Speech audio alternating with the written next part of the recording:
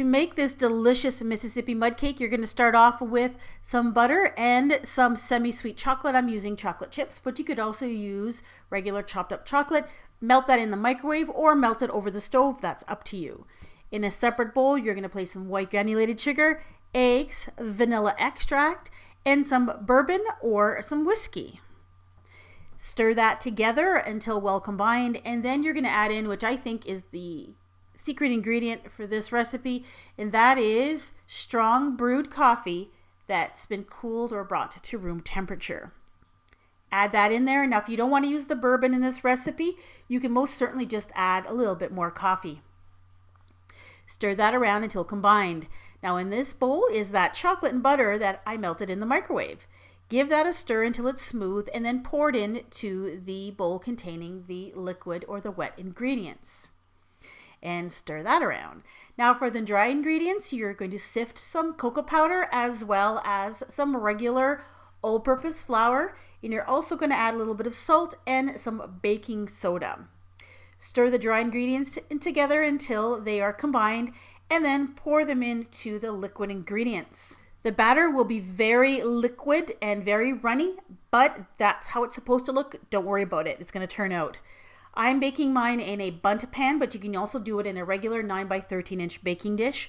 I've greased it very well using Gretchen's pan grease recipe, which I'd actually never heard of before, but it works very well. And I'll put a link in the description box for that if you're interested.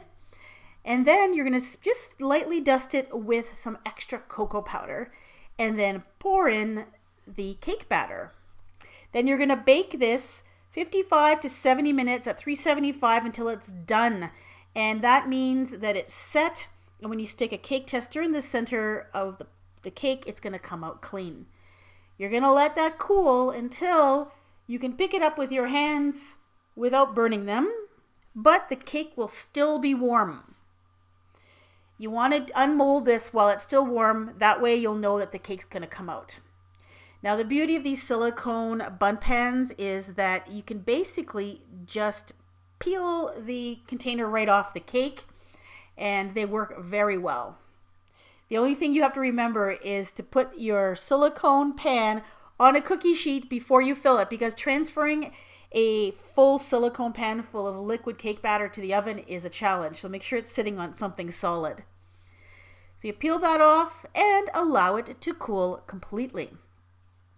Now, the little bit of white that you do see on the cake is actually from the cake grease recipe. It's a little bit of white flour, but we're going to decorate this with some green frosting, and that's what we're going to do next.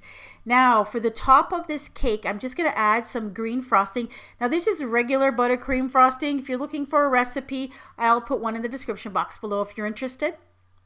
And I took some pretzel sticks and place them across the hole, and that's going to be our little leprechaun trap.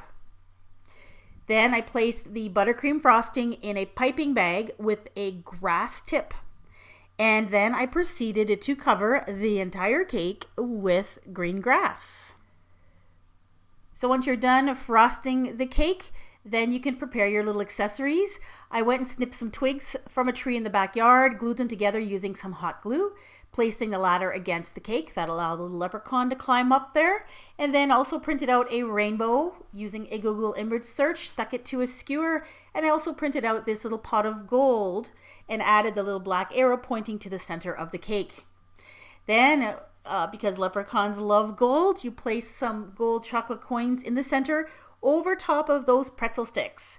So leprechaun climbs up the cake, looks for the gold at the end of the rainbow, and then when he gets close to it, the pretzels will give way because leprechauns are very heavy, and he'll fall into the middle of your cake and he'll be trapped there.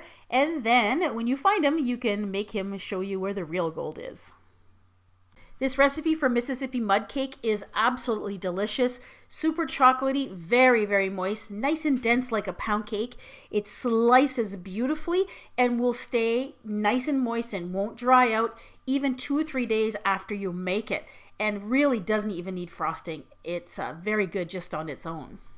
And here, as promised, is a link to Gretchen's video, which is going to be caramel mud cakes, and they look absolutely delicious. So if you want to see this video, go ahead and click right on your screen or see the links in the description box. And while you're at it, you can check out my playlist where I have a few other St. Patrick's Day goodies. Thanks for watching. Make sure you go check out Gretchen.